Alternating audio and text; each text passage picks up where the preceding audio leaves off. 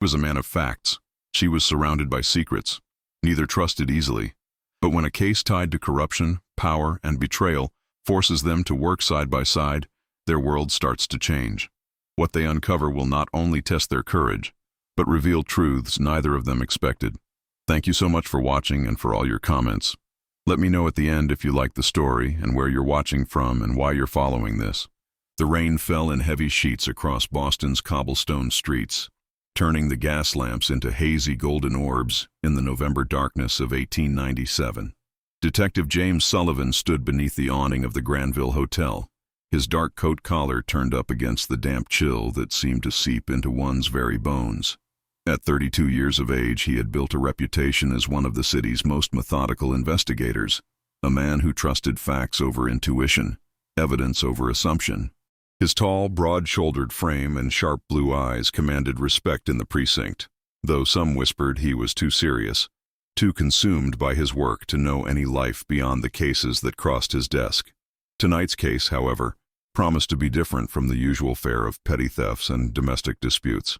A telegram had arrived at the station just after sunset, sent by someone identifying themselves only as a concerned party.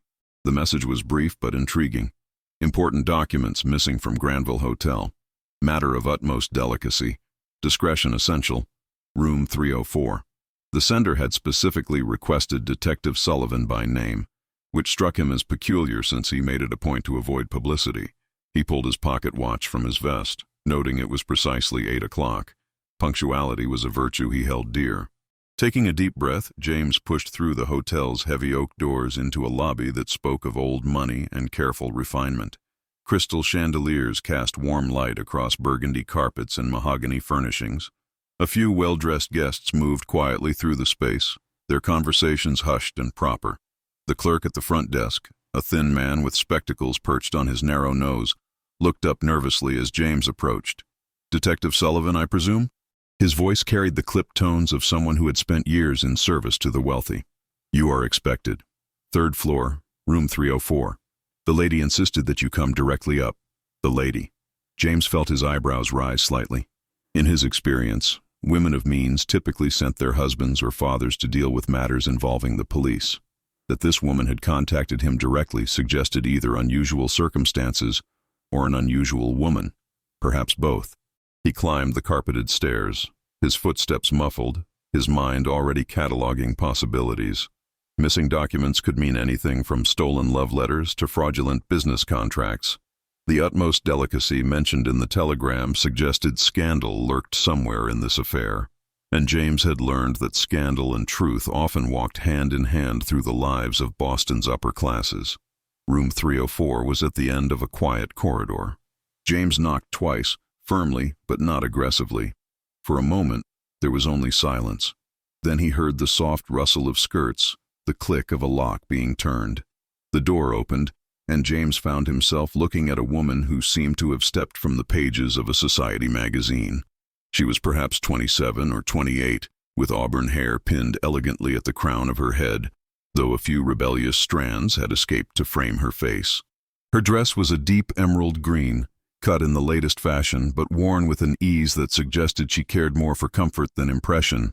What struck James most, however, were her eyes, a remarkable shade of gray-green that held both intelligence and something he couldn't quite name.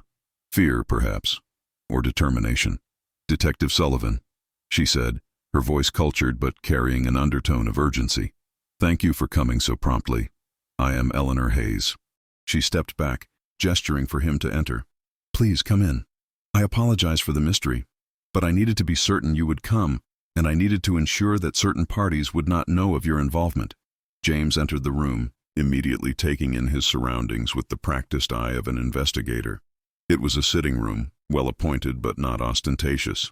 A fire burned low in the grate. Papers were scattered across a writing desk near the window, and he noticed that the curtains had been drawn tight. Eleanor Hayes moved to the center of the room, her hands clasped before her, and James could see the slight tremor in her fingers. "Miss Hayes," James began, keeping his tone professional but not unkind. "Your telegram mentioned missing documents. Perhaps you could tell me more about what has happened and why you felt it necessary to contact the police directly rather than through your family or a solicitor. Eleanor's expression tightened. Because my family is precisely whom I cannot trust in this matter, Detective. And as for a solicitor, well, the documents that have gone missing would make any legal professional quite uncomfortable, I assure you. She moved to the window, peering through a gap in the curtains at the rain-soaked street below. I do not know if you are aware of my family, Detective Sullivan. The Hayes Shipping Company? James nodded slowly. I know of it. Your family has been in Boston for generations.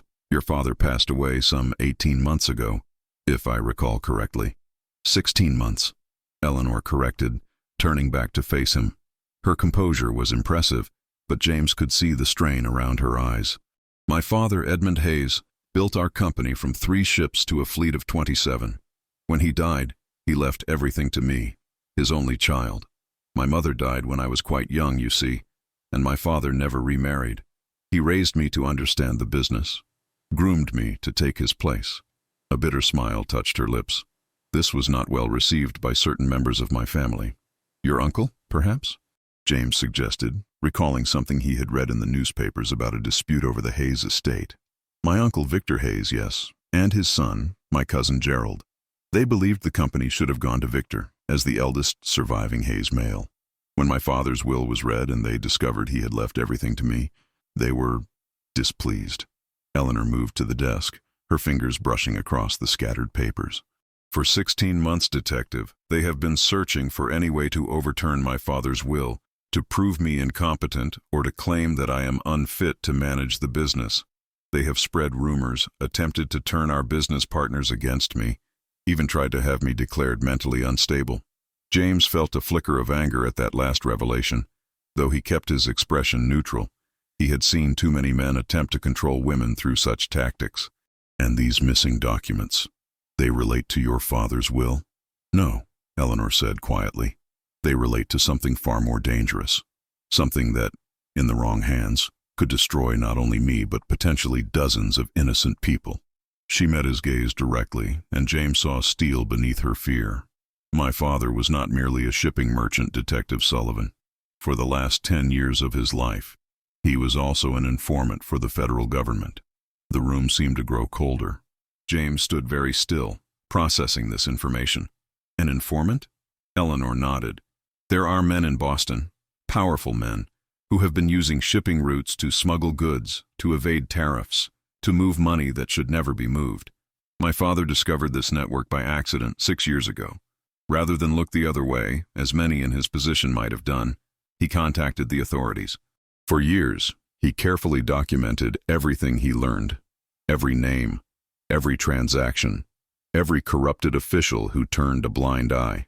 He kept these records in a ledger, a small leather journal that he guarded with his life. And this ledger is what has gone missing, James said, the pieces falling into place. 3 days ago, yes. I kept it in a safe at my home, but someone broke into my study. They took nothing else. Not jewelry, not cash, nothing but that ledger. I have been staying here at the hotel since then, afraid to return home, afraid that whoever took it might come back. Eleanor's voice dropped to barely above a whisper. Detective Sullivan, if that information becomes public without the proper context, without the protection of the law, the men named in those pages will stop at nothing to silence anyone who might corroborate my father's findings. And I am the only one who knows the full scope of what he discovered. James moved closer, his mind racing through the implications. Why not go to the federal authorities directly, if your father was working with them? Because I do not know whom to trust, Eleanor interrupted. My father's contact died 2 years ago. He never told me if there were others involved. For all I know, some of the men named in that ledger hold positions of authority. If I go to the wrong person, I am signing my own death warrant.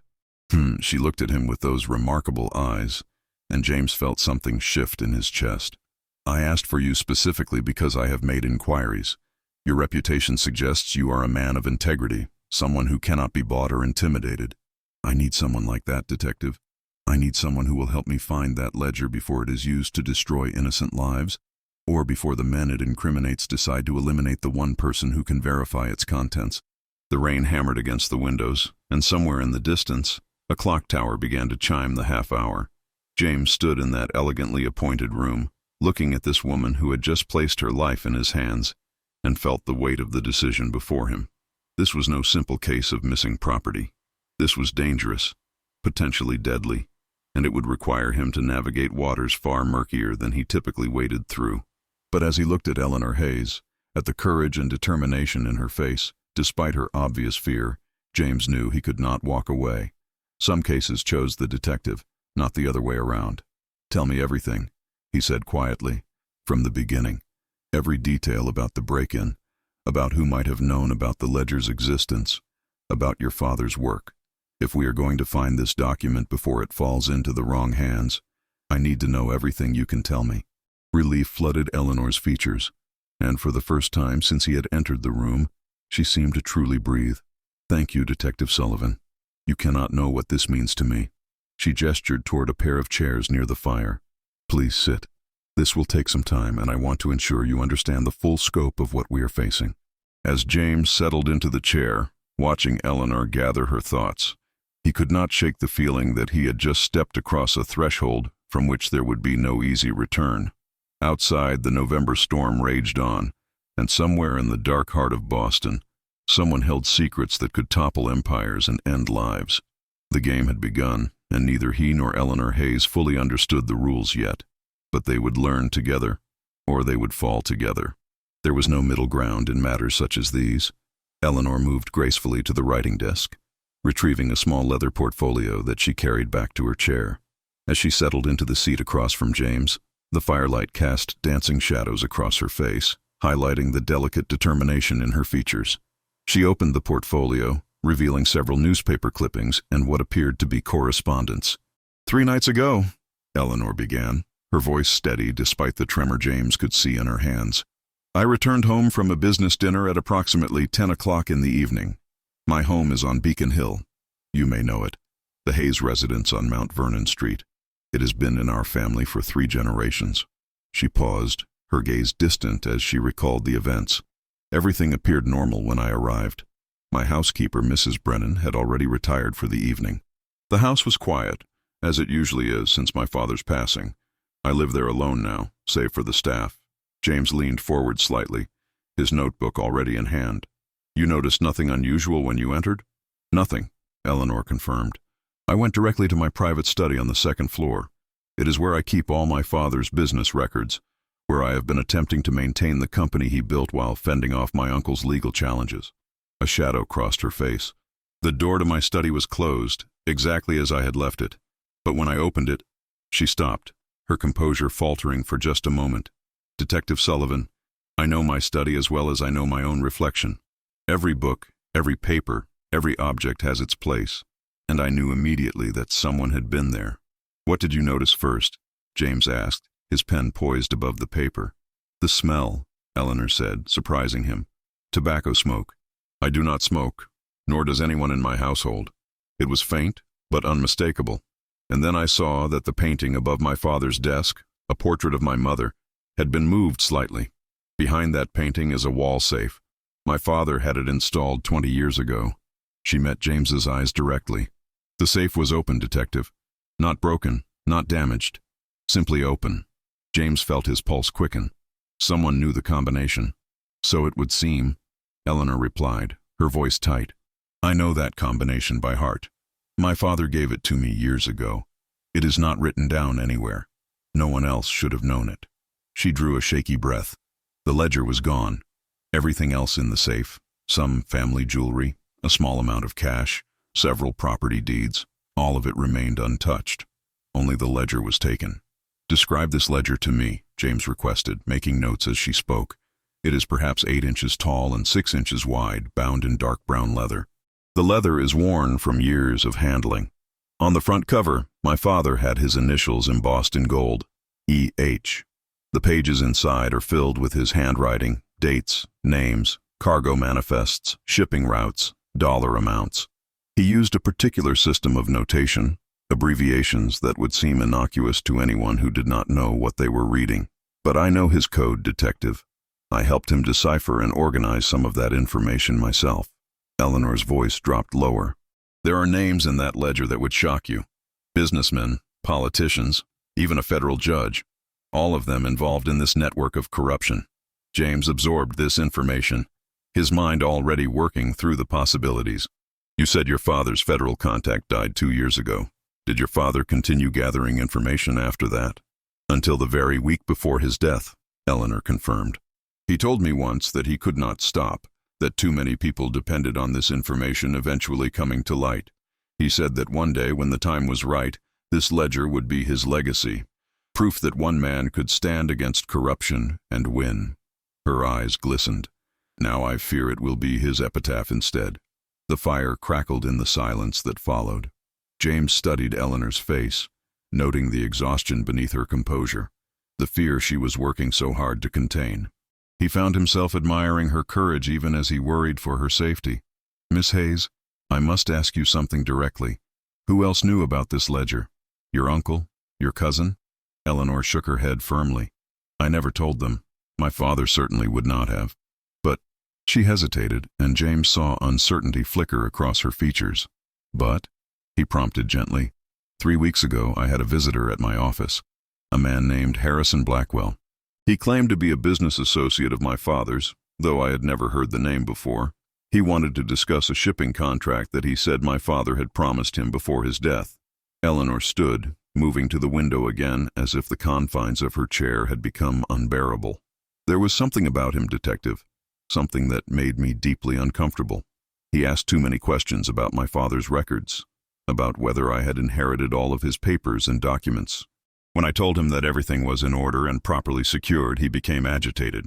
Not angry, precisely, but unsettled. He left shortly after, but I saw him once more, 2 days before the break-in, watching my house from across the street. James rose as well, joining her at the window. Standing this close, he could smell the subtle scent of lavender that clung to her hair. Did you report this to anyone? No, Eleanor admitted. I thought perhaps I was being paranoid. My uncle's campaign to discredit me has made me question my own judgment at times. But now I wonder if Mr. Blackwell was not watching my house but rather planning how to enter it. Can you describe this man to me? James asked, his investigator's instincts fully engaged now. Eleanor turned to face him, and in the dim light, her eyes seemed almost luminous. He was perhaps 50 years of age, tall though not as tall as you, with gray hair and a neatly trimmed beard, well-dressed, expensive clothing. He carried a silver-topped walking stick and wore a ring on his right hand, a large ruby in a gold setting. His voice was cultured, educated, but there was something cold in his eyes, something calculating. James committed every detail to memory. I will make inquiries about Mr. Blackwell. In the meantime, you were wise to move to this hotel. You must not return to your home until we know it is safe. He paused, choosing his words carefully. Miss Hayes, I need you to understand the danger you are in. If what you say is true, and I have no reason to doubt you, then the people we are dealing with will stop at nothing to protect themselves. They have already shown they can access your private spaces, that they have resources and knowledge that should not be available to common criminals. I understand, Eleanor said quietly. But what choice do I have, Detective? If I do nothing, that ledger could be destroyed, or, worse, used to silence everyone my father tried to protect. If I go to the authorities without proof, without knowing whom to trust, I may simply be delivering myself to my enemies. She looked up at him, and James saw desperation mixed with resolve. You are my only hope. Please tell me you believe me. Please tell me you will help me. In that moment, standing in the fire-lit room with rain drumming against the windows, James Sullivan made a decision that would alter the course of both their lives. I believe you, he said firmly, and I will help you. But we must be methodical. We must trust no one until we are certain of their loyalties. And we must assume that whoever has that ledger is already working to exploit its contents. Relief washed over Eleanor's face, and she reached out instinctively, placing her hand on his arm. The touch sent an unexpected jolt through James, a connection he had not anticipated. Thank you, she whispered. You cannot know what it means to have someone believe me, to not be alone in this. James covered her hand with his own, a gesture of reassurance that felt surprisingly natural. You are not alone anymore, Miss Hayes. I give you my word that I will see this through to the end. He reluctantly released her hand, stepping back to maintain professional distance. Now we need to develop a plan. First, I want to examine your house, the study, the safe, any possible points of entry. I need to see everything exactly as you found it." "But it has been 3 days," Eleanor protested. "Surely Mrs. Brennan has cleaned—" "I instructed her to leave the study exactly as it was," Eleanor interrupted. "I told her I was conducting an inventory and that nothing should be disturbed." "She is loyal to me, Detective. She was with my father for 20 years. "Good," James acknowledged. "Then tomorrow morning I will come to your house. We will examine the scene together. You can show me your father's filing system, explain his notations. The more I understand about how he worked, the better chance we have of anticipating what the thieves will do next." He consulted his pocket watch. "It is nearly 9 o'clock. I suggest you get some rest tonight. Lock your door and do not open it for anyone but me. I will return here at 8 o'clock tomorrow morning, and we will go to Beacon Hill together." Eleanor nodded, though James could see the reluctance in her eyes. "You will not investigate tonight? Surely time is of the essence." "Time is indeed precious," James agreed. "But exhaustion makes poor company for sound judgment. You are worn thin, Miss Hayes, and I need to make certain inquiries that are best conducted in daylight. Tonight, rest. Tomorrow we begin in earnest." He moved toward the door, then paused, turning back to her. "One more question. Does anyone know you are staying here at this hotel?" "Only Mrs. Brennan," Eleanor replied. "I told her I was visiting a friend, but that she could reach me here in case of emergency." "Why?" "Because if whoever broke into your home is watching, they will wonder where you have gone. They may be searching for you even now." James saw fear flash across her face and softened his tone. "Do not worry. This hotel is public enough to be safe, private enough to be discreet, and now I know where you are. I will not let harm come to you." Something passed between them in that moment, an unspoken understanding that transcended the mere facts of the case. Eleanor seemed to recognize it too, for she smiled, genuinely smiled, for the first time since he had arrived. "I believe you, Detective Sullivan. Against all reason and experience, I believe you." James returned her smile, surprising himself. "Then get some rest, Miss Hayes. Tomorrow will be a long day, and we will need all our wits about us." He tipped his hat to her, a gesture of respect that felt inadequate for what he was feeling. "Until tomorrow morning." As he descended the hotel stairs and stepped back out into the rain-soaked Boston night, James found his thoughts in turmoil. This case was unlike anything he had handled before, more complex, more dangerous, and complicated by feelings he had not expected. Eleanor Hayes was not merely a client seeking his help. She was intelligent, courageous, and determined to see justice done despite the risks to herself. And James realized, with a mixture of concern and something warmer, that he was already invested in this case in ways that went beyond professional duty. The streets were largely empty as he walked back toward his modest apartment near the station. The rain had lessened to a drizzle, and the gas lamps reflected in the wet cobblestones like scattered stars. James's mind raced through the details Eleanor had provided, already forming theories and strategies. Harrison Blackwell would be his starting point. A man with that distinctive appearance should not be difficult to trace. But even as he planned his investigation, James could not shake the image of Eleanor's face, the trust in her eyes when she had placed her hand on his arm. He had been alone for so long, married to his work, convinced that relationships were complications he could not afford. Now suddenly, he found himself thinking about protection and partnership in ways that had nothing to do with police procedure. Tomorrow would bring answers, he told himself. Tomorrow he would see Eleanor's home, examine the evidence, begin unraveling the threads of this conspiracy. But tonight, as he climbed the stairs to his empty apartment, James Sullivan admitted to himself what he had been trying to ignore since the moment Eleanor Hayes had opened her door. He was not just taking on a case. He was stepping into something that would change him, challenge him, and perhaps, if they both survived what was coming, offer him a chance at something he had long since stopped believing possible. Outside his window, Boston slept uneasily under threatening skies, its secrets buried deep in the hearts of men who valued power over truth. But somewhere in that darkness, a small leather ledger held the key to everything. And James knew that he and Eleanor would have to venture into that darkness together if they hoped to bring it into the light. The morning arrived with unexpected clarity. The storm, having passed during the night to leave Boston, washed clean beneath a pale November sun. James Sullivan stood before the mirror in his small apartment, adjusting his tie with more care than usual. He told himself it was simply professional courtesy, that presenting himself properly was part of maintaining the dignity of his position, but as he smoothed his dark hair and straightened his coat, he could not entirely ignore the truth.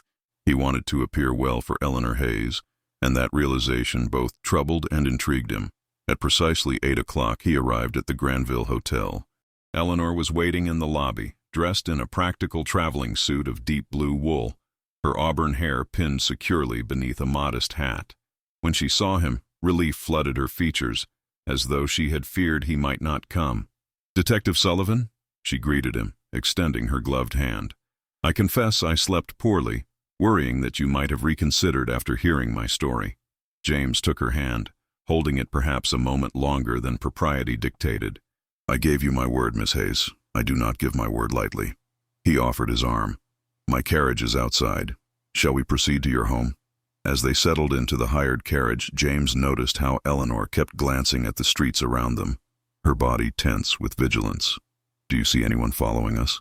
she asked quietly. "Not yet," James replied, though he had been watching carefully since leaving his apartment. "But we must assume we are being observed. These men, whoever they are, have already proven themselves capable and well-informed. They will want to know what you do next, where you go, whom you speak with." The carriage climbed the steep streets of Beacon Hill, passing elegant brownstones and gas lamps that stood like sentinels along the brick sidewalks. When they arrived at the Hayes residence on Mount Vernon Street, James understood immediately why Eleanor's family had been influential for generations. The house was a magnificent 4-story structure of red brick and white trim, with tall windows that spoke of wealth accumulated over decades. Iron railings framed the steps leading to a black-painted door adorned with a brass knocker in the shape of a ship's anchor. Eleanor produced a key from her bag, but her hand trembled as she inserted it into the lock. James placed his hand over hers, steadying it. "We will go through this together," he said softly. "Whatever we find, you are not alone." She looked up at him, gratitude and something deeper shining in her gray-green eyes. "I do not know what I did to deserve such kindness from you, Detective, but I am profoundly grateful for it." The interior of the house was as impressive as its exterior. High ceilings with ornate plasterwork, mahogany paneling, paintings that James recognized as the work of respected artists. But there was a stillness to the place, an emptiness that spoke of loss. This had been a family home once, filled with life and laughter. Now it felt like a museum to a vanished past. Mrs. Brennan appeared from the back of the house, a stout woman in her 50s with kind eyes and capable hands. "Miss Eleanor?" she exclaimed, rushing forward. "Thank heaven you are well. I have been so worried." She glanced at James with open curiosity. "Mrs. Brennan, this is Detective James Sullivan," Eleanor introduced them. "He is helping me with a private matter. Has anything unusual occurred since I left?" The housekeeper's expression grew troubled. "There was a gentleman who came by yesterday afternoon, miss. He said he was from your uncle's law firm and needed to speak with you urgently. I told him you were away and did not know when you would return. He seemed quite insistent, asked if he might wait inside." She shook her head firmly. "I told him that would not be appropriate, and that he should contact your solicitor if the matter was so urgent. He did not like that answer, miss. Not one bit." James felt his instincts sharpen. "Can you describe this gentleman, Mrs. Brennan?" Tall, well-dressed, perhaps 50 years of age, gray hair and beard, carried a walking stick with a silver top, and he wore a large ring, ruby, I believe, on his right hand. Mrs. Brennan's description matched Eleanor's account of Harrison Blackwell perfectly. Eleanor's face had gone pale. "He was here? At my home?" "I am afraid so, miss," Mrs. Brennan confirmed. "And there is something else. I found this tucked under the front door this morning." She reached into her apron pocket and produced a folded piece of paper, sealed with red wax.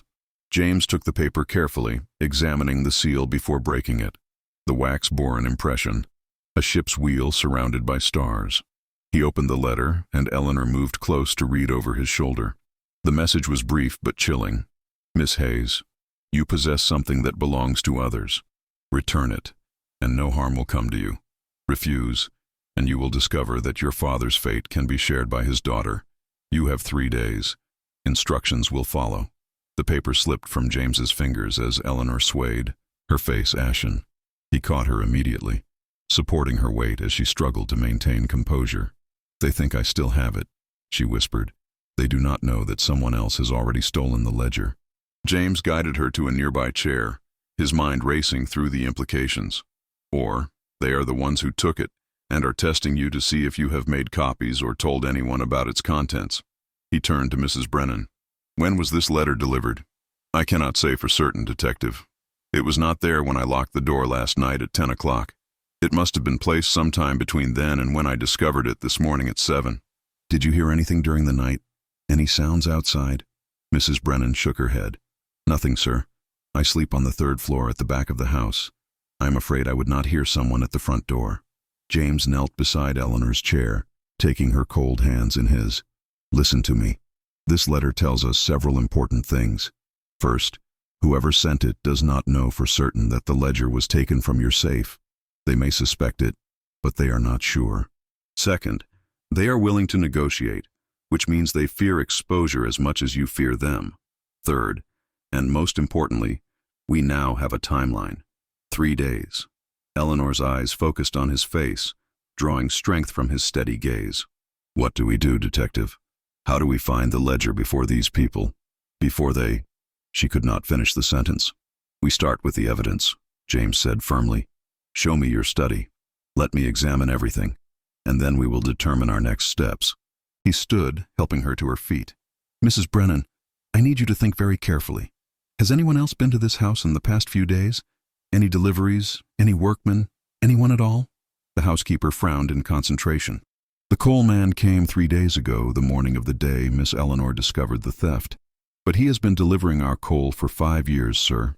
I cannot imagine. Nevertheless, I will need his name and where he can be found. James interrupted gently. We must eliminate every possibility, no matter how unlikely. Eleanor led James up the grand staircase to the 2nd floor, her hand gripping the banister as though drawing support from its solidity. The study was at the front of the house, overlooking Mount Vernon Street. As they entered, James immediately understood what Eleanor had meant about knowing her space intimately.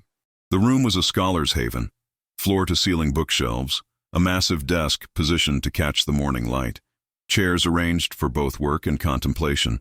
But there was indeed something disturbed about the atmosphere, a subtle wrongness that spoke of intrusion. The painting is there, Eleanor said, pointing to a portrait of a lovely woman with Eleanor's same remarkable eyes. My mother, Catherine Hayes. She died when I was 8 years old. My father kept this portrait here, where he could see her while he worked. James approached the painting carefully, examining it without touching. May I move it? Eleanor nodded, and James lifted the portrait from its hook. Behind it, set into the wall, was a small safe with a combination lock. The door hung slightly ajar, just as Eleanor had described. James pulled a magnifying glass from his coat pocket and studied the lock mechanism closely. There are no scratches, no signs of force, he murmured. Whoever opened this knew the combination exactly. But how is that possible? Eleanor demanded, frustration and fear mixing in her voice. Only my father and I knew that combination. He told me he had never written it down, that it existed only in our memories. James straightened, his mind working through possibilities. Think carefully, Miss Hayes. Did your father ever write anything down that might have seemed innocent but could have contained the numbers? A date, perhaps? An address? Anything that someone might have deciphered? Eleanor moved to the desk, her fingers trailing across the polished surface. My father was meticulous in his record-keeping, but he was also cautious. She stopped suddenly, her eyes widening. Detective Sullivan, the combination was my mother's birthday, June 15th, 1862. 6/15/1862. And this information could be discovered by anyone researching your family, James said quietly. Birth and death records are public. Someone with patience and the right connections could have determined this. Eleanor sank into her father's chair, the weight of the revelation pressing down on her. Then it could have been anyone. My uncle certainly knows my mother's birthday. So does my cousin Gerald. So would any number of business associates who attended family functions over the years. She looked up at James, despair clouding her features. We are looking for a shadow detective, a ghost who could be anyone. James moved around the desk to stand beside her chair. No, we are looking for someone with specific knowledge, specific motivation, and specific resources. That narrows the field considerably. He gestured to the papers scattered across the desk. What are these? Shipping manifests, correspondence with our captains, Contracts with merchants in New York and Philadelphia. All legitimate business. Eleanor picked up one of the documents, then froze. Wait, this should not be here. What is it? This is a letter from my father's attorney regarding the probate of his will. It should be in the file cabinet, not on the desk. I never took it out. She stood abruptly, moving to a tall cabinet against the wall. Someone has been through these files, Detective. Look, they are not in the proper order. Someone was searching for something specific. James joined her, examining the disorganized files. They were looking for anything else your father might have hidden. Copies of the ledger, perhaps, or letters that might indicate who else knew about his work. A thought struck him. Miss Hayes, you said you helped your father organize some of the information in his ledger. Did you ever create any summaries? Any notes that might duplicate what was in that book? Eleanor's face transformed as realization dawned. Yes. Oh, yes. My father asked me to create a condensed version of certain entries, a sort of index that would make it easier to locate specific information quickly. I worked on it for weeks, and when I finished, she rushed back to the desk, pulling open the bottom drawer. Her hands shook as she removed what appeared to be a false bottom, revealing a hidden compartment. Inside lay a leather folio tied with ribbon.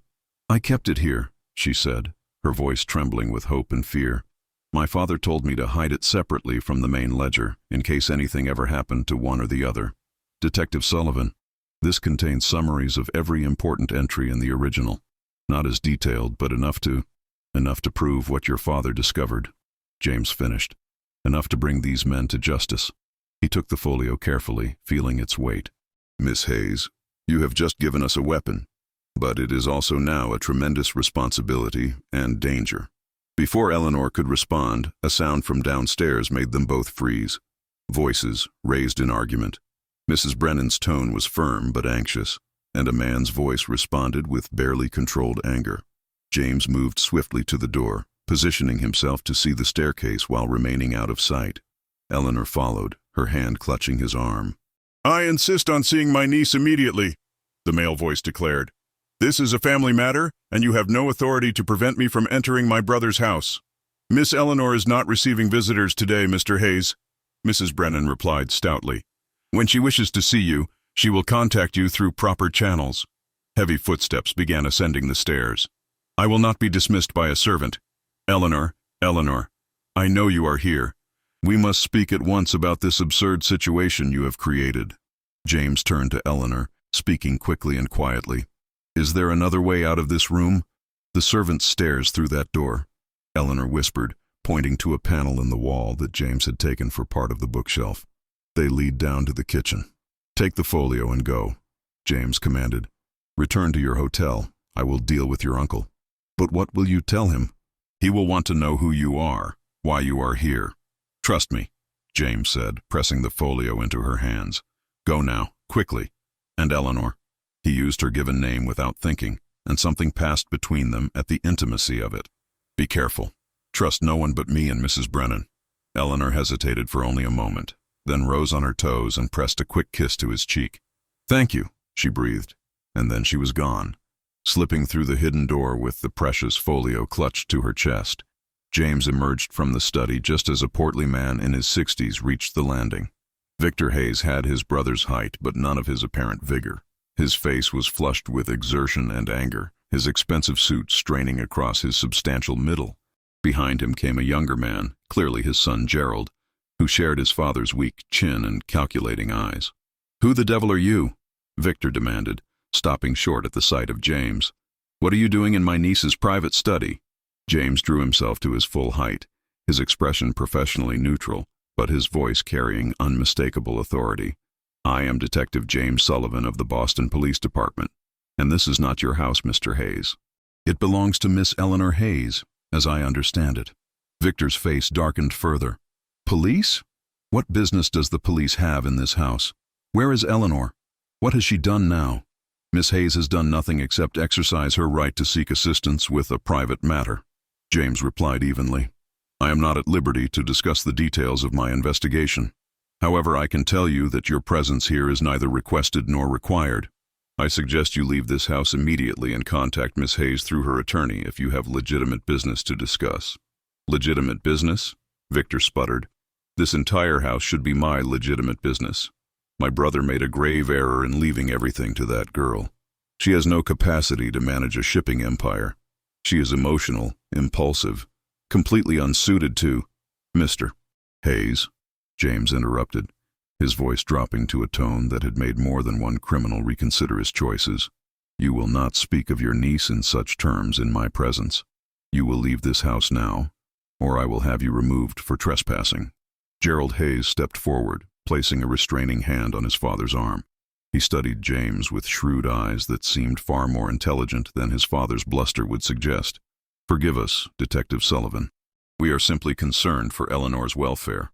There have been some troubling incidents lately, and we worry that she may be in over her head. If there is anything we can do to assist, your concern is noted, James said, watching Gerald carefully.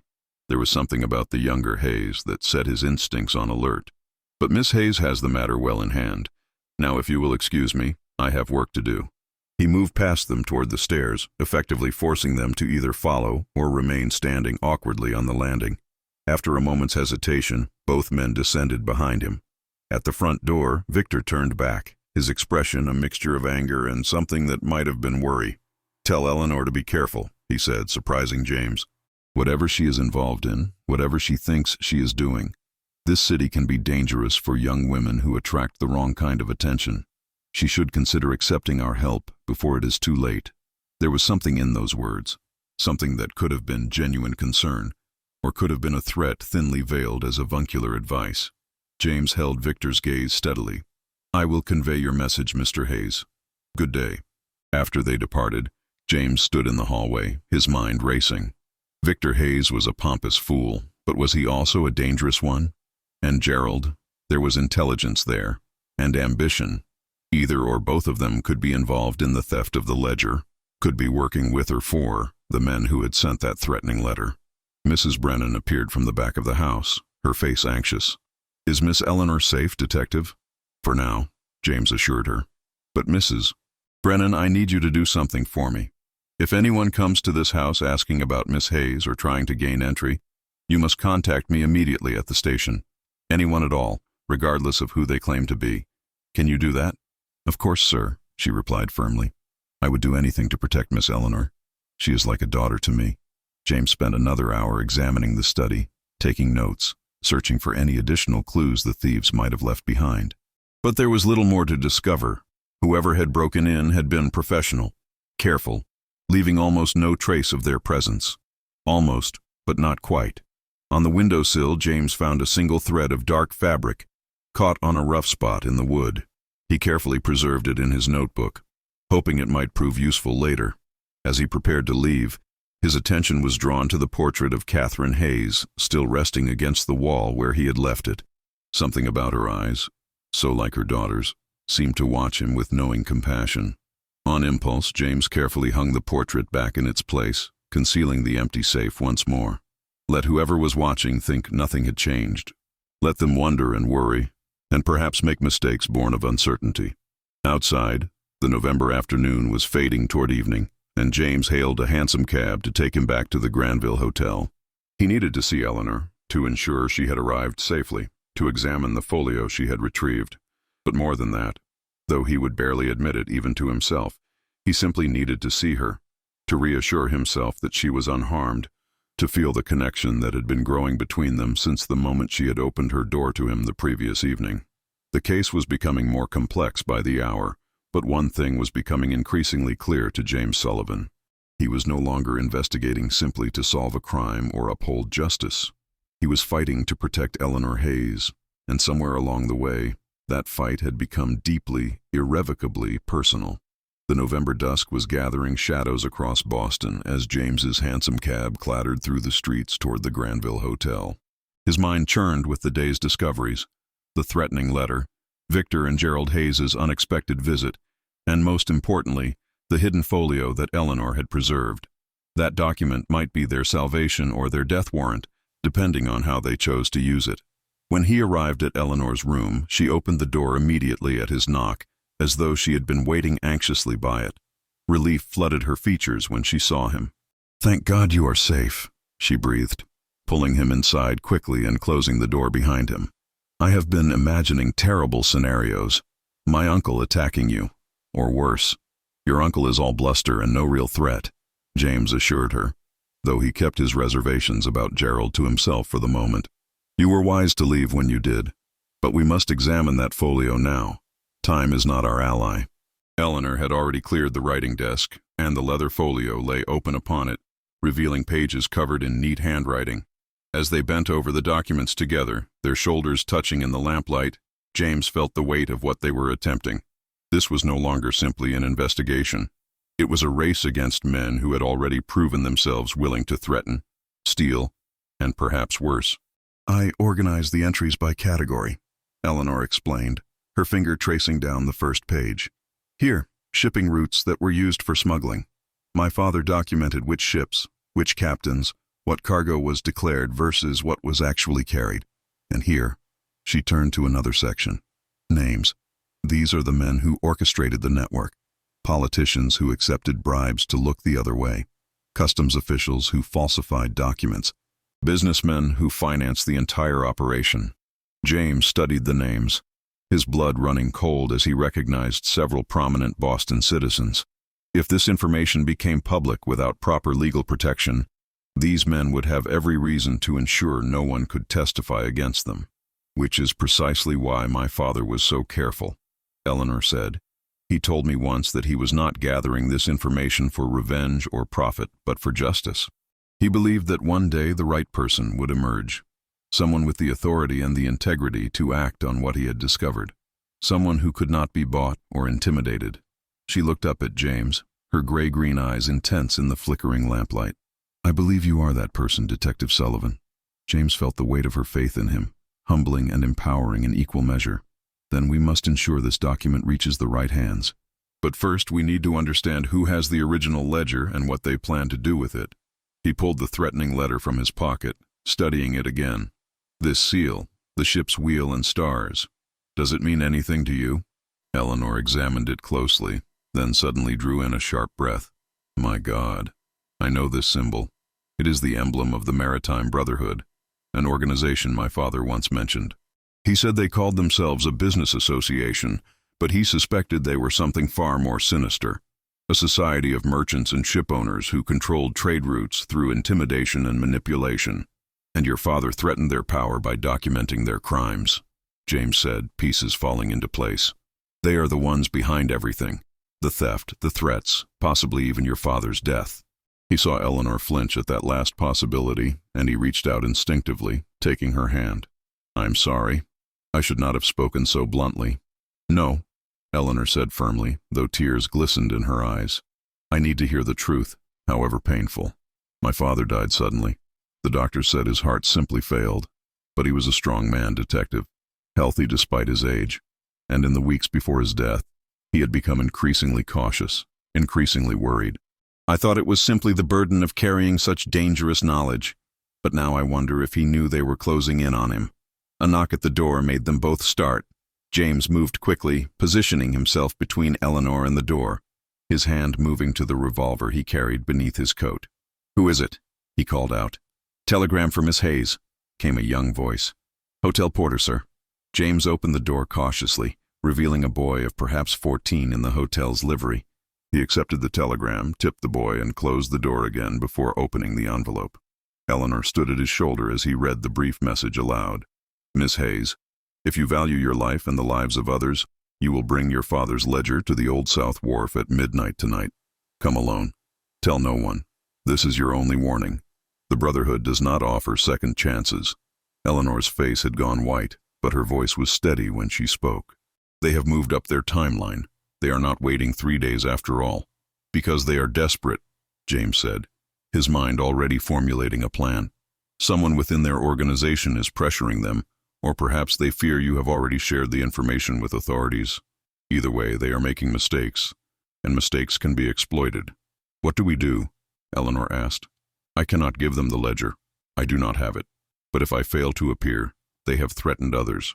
Who might they harm, Detective?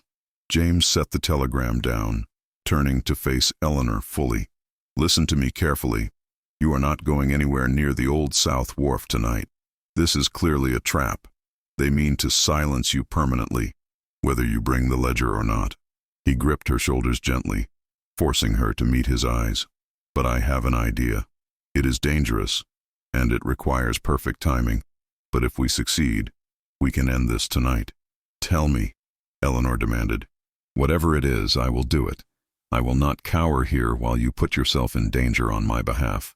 "You are not cowering," James corrected gently. "You are trusting me to protect you, just as I am trusting you to be brave enough to let me do so."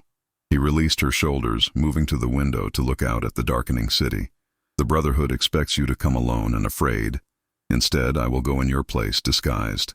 I am tall enough to pass for you at a distance, especially in darkness and women's clothing. While I keep them occupied at the wharf, you will take the folio to someone I trust absolutely, Captain Richard Morrison at the Central Police Station. He is honest, incorruptible, and he has the authority to act on this information." Eleanor shook her head vehemently. "You cannot go to that wharf alone. If they discover the deception, they will kill you without hesitation." "Which is why I will not be alone," James said, turning back to her with a slight smile. "I will have backup watching from concealed positions. But Eleanor, this only works if you are nowhere near the wharf. You must promise me that you will go directly to Captain Morrison, give him the folio, and tell him everything. Make him understand that lives depend on him acting immediately." For a long moment, Eleanor stared at him, emotions warring across her expressive face. Finally, she nodded slowly. "I will do as you ask, but only because I trust you, James." She used his given name naturally now, the formality between them eroded by shared danger and growing connection. "But if anything happens to you because of me, because of my father's crusade—" "Nothing will happen," James interrupted, though he could not promise what he did not know. "I have been a detective for 10 years, Eleanor. I know how to handle dangerous men. And I have something now that I have never had before, something worth fighting for beyond simple duty." The words hung between them, heavy with meaning. Eleanor moved closer, her hand rising to touch his face with infinite gentleness. "When this is over," she said softly, "when we have survived this night and brought these men to justice, I would very much like to know you better, James Sullivan, to understand the man behind the detective's badge." James covered her hand with his own, turning his face to press a kiss into her palm. "When this is over," he promised, "we will have all the time in the world, but first we must survive the night." The next hours passed in a flurry of preparation. Eleanor reluctantly loaned James a long, dark cloak and a wide-brimmed hat that would conceal his features. He sent word to 3 officers he trusted, men who owed him favors and would ask no questions, instructing them to position themselves around the Old South Wharf with weapons ready. And he wrote out detailed instructions for Captain Morrison, explaining enough to ensure action, but not so much that the captain would insist on James standing down from his dangerous plan. At 11 o'clock, Eleanor prepared to leave for the police station.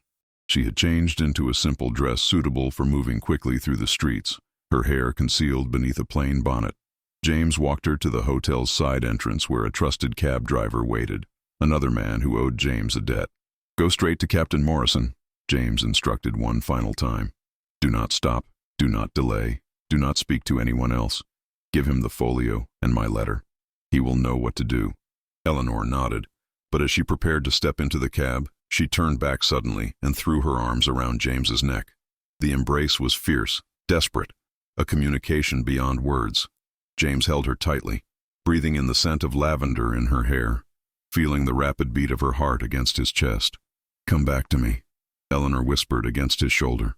"Promise me you will come back." "I promise," James said, and meant it with every fiber of his being.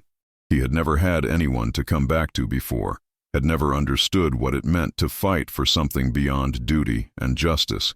Now, holding this remarkable woman in his arms, he finally understood what had been missing from his life. Eleanor pulled back, her eyes swimming with unshed tears, and pressed a kiss to his lips. Brief but searing, a seal on promises made and futures hoped for. Then she was in the cab, and James watched until it disappeared into the Boston night before turning back to his own preparations. At 1:45, James stood at the entrance to the Old South Wharf, Eleanor's cloak pulled close around his frame, the hat shadowing his features. The wharf was largely deserted at this hour, just a few warehouses and the dark shapes of ships bobbing gently in their moorings.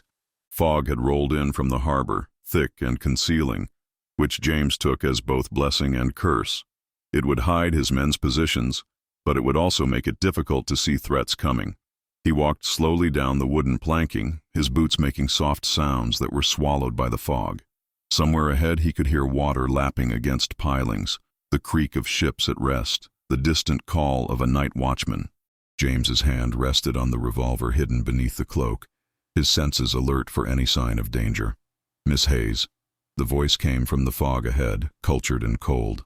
"I am pleased you decided to be reasonable." A figure emerged from the mist, Harrison Blackwell, just as Eleanor had described him. Silver-topped walking stick in hand, ruby ring glinting even in the dim light. Behind him came two other men, rough-looking characters who were clearly hired muscle rather than Brotherhood members.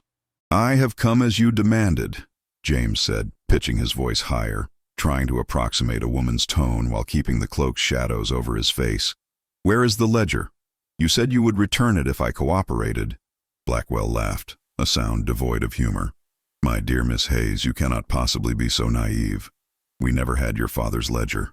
We know it was stolen from your safe by someone else, probably your grasping uncle or his ambitious son. They are not members of our organization, but they have their own reasons for wanting that book. No, we asked you here tonight for a different reason entirely." James felt cold dread wash over him. "What reason?" "To ensure that you can never testify about what your father discovered. To make an example of what happens to those who threaten the Brotherhood. Your father learned that lesson too late. He thought his heart simply failed, did he not? A convenient fiction, but effective." Blackwell stepped closer, and James knew the moment of revelation was upon him. "But first, you will tell me what else your father left behind. What other copies? What other records?" James threw off the cloak and hat in one swift motion, his revolver aimed directly at Blackwell's chest. "I am afraid Miss Hayes could not attend this meeting. I came in her place. Detective James Sullivan, and you are all under arrest for conspiracy, theft, and threats of violence." Blackwell's face contorted with rage and shock. "You fool! You have signed your own death warrant." He raised his walking stick, and James saw too late that it was more than mere affectation. The silver top concealed a trigger. The shot from Blackwell's concealed pistol went wide as James dove to the side, his own weapon firing in response. One of the hired men rushed forward with a knife drawn, but a shot rang out from the fog, one of James's backup officers. The man fell, cursing. Chaos erupted on the wharf as more officers emerged from their hiding places, and Blackwell turned to run. James pursued, his longer legs eating up the distance despite Blackwell's head start. They raced along the wharf, dodging between crates and bollards, the fog making every step treacherous. Blackwell reached the end of the pier and spun, his pistol cane aimed at James's heart. "It is over, Blackwell," James said, breathing hard, his own revolver trained on the older man. "Your organization is finished. Miss Hayes has already delivered evidence of your crimes to the police. Even now, officers are moving to arrest every name in your Brotherhood. Then I have nothing to lose." Blackwell snarled. His finger tightened on the trigger. Another shot cracked through the night, but not from Blackwell's weapon. The man staggered, his pistol cane falling from nerveless fingers, a red stain spreading across his shoulder. James spun to see Captain Morrison emerging from the fog, his service revolver smoking, a contingent of officers at his back. "Good timing, Captain," James said, allowing himself a moment of relief. "Miss Hayes was quite insistent that I bring reinforcements," Morrison replied gruffly. "She painted a rather dire picture of the situation you were walking into. I see she was not exaggerating." He gestured to his men. "Secure the prisoners. And someone fetch a doctor for this one. I want him alive to stand trial." As officers swarmed the wharf, taking Blackwell and his associates into custody, James felt the tension that had been sustaining him begin to ebb. It was over, or at least this part was over. But one crucial question remained unanswered. "Captain," James said urgently, "Miss Hayes, where is she? Please tell me she stayed at the station as I instructed."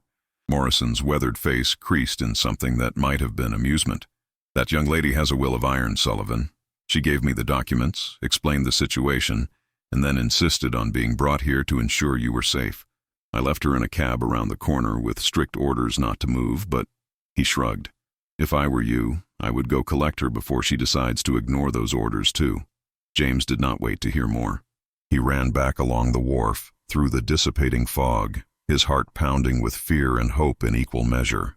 If Eleanor had come here, if she was nearby when the shooting started, he found her standing beside a hansom cab just as Morrison had said, her face pale in the gaslight but her eyes blazing with determination. When she saw James running toward her, alive and whole, a cry escaped her lips and she rushed to meet him. They collided in an embrace that nearly knocked them both over, James lifting Eleanor off her feet as relief and joy overwhelmed them both. "You were supposed to stay at the station," he said into her hair, but there was no reproach in his voice, only gratitude that she was safe. "I could not," Eleanor replied, her words muffled against his shoulder. "I could not sit safely away while you faced danger alone. I know you asked me to trust you, and I do, but I also—" She pulled back to look at him, tears streaming freely down her face now. "I also realize that I care for you far too much to let you go into darkness without knowing that I was nearby, that I would be there when you emerged." James cupped her face in his hands, his thumbs wiping away her tears. "You magnificent, stubborn, impossible woman," he said, and kissed her properly this time. No longer the desperate farewell of earlier, but a kiss of promise, of survival, of a future suddenly possible. When they finally broke apart, both breathless and smiling despite everything, Captain Morrison cleared his throat diplomatically from a few feet away. "Detective Sullivan, when you are quite finished, there is the matter of statements, evidence processing, and approximately 24 arrests to coordinate." James laughed, a sound of pure relief and happiness. "Of course, Captain. Miss Hayes and I will accompany you to the station." He kept Eleanor's hand firmly in his as they walked toward Morrison's police wagon. "But first, there is one more piece of this puzzle we must address." Eleanor looked at him questioningly, and James squeezed her hand. "Your uncle and cousin, Blackwell confirmed that one of them stole the original ledger from your safe. We need to recover it and ensure they face justice for their actions." The next hour was a whirlwind of activity. Captain Morrison, impressed by Eleanor's organized documentation and James's investigation, moved swiftly to secure warrants for the arrest of all Brotherhood members identified in the folio. Simultaneously, James led a contingent of officers to both Victor and Gerald Hayes's residences. They found Victor at home, his face going ashen when confronted with evidence of his involvement. In his study, hidden in a desk drawer, was Eleanor's father's ledger. He had not stolen it himself, he confessed. His son Gerald had hired men to break into Eleanor's home and retrieve it, believing he could use the information to blackmail Brotherhood members into supporting the Hayes family's claim to the shipping company.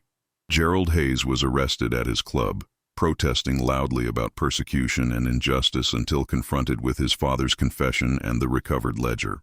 Faced with undeniable evidence, he finally admitted to orchestrating the theft, though he claimed he had intended to protect Eleanor, not harm her, a claim that rang hollow given the threatening letter and his willingness to let her believe she was in mortal danger. By dawn, the Old South Wharf arrests had expanded to include 18 members of the Maritime Brotherhood, 3 corrupt customs officials, and both Victor and Gerald Hayes. The scandal would rock Boston society for months to come, but the evidence was irrefutable. Edmund Hayes's careful documentation had finally achieved its purpose. Justice had been served. As the sun rose over Boston Harbor, painting the sky in shades of gold and rose, James and Eleanor stood together on the steps of the police station. Both were exhausted, drained by the night's events, but also filled with a cautious joy that came from survival and triumph. "What happens now?" Eleanor asked softly. "With the company, with my family's reputation, with everything my father built. Now you rebuild," James said simply. "The Hayes Shipping Company was built on legitimate business, and that legitimate business continues. Your uncle and cousin will face legal consequences for their actions, but that does not diminish what your father accomplished or what you are capable of achieving." He turned to face her fully. "And you will not be alone in that rebuilding, Eleanor. Not if you do not wish to be." Eleanor smiled, the first genuine smile of happiness James had seen from her. "Are you proposing to help me manage a shipping empire, Detective Sullivan? That seems rather outside your usual line of work." "I am proposing," James said carefully, his heart pounding, "that we face whatever comes next together.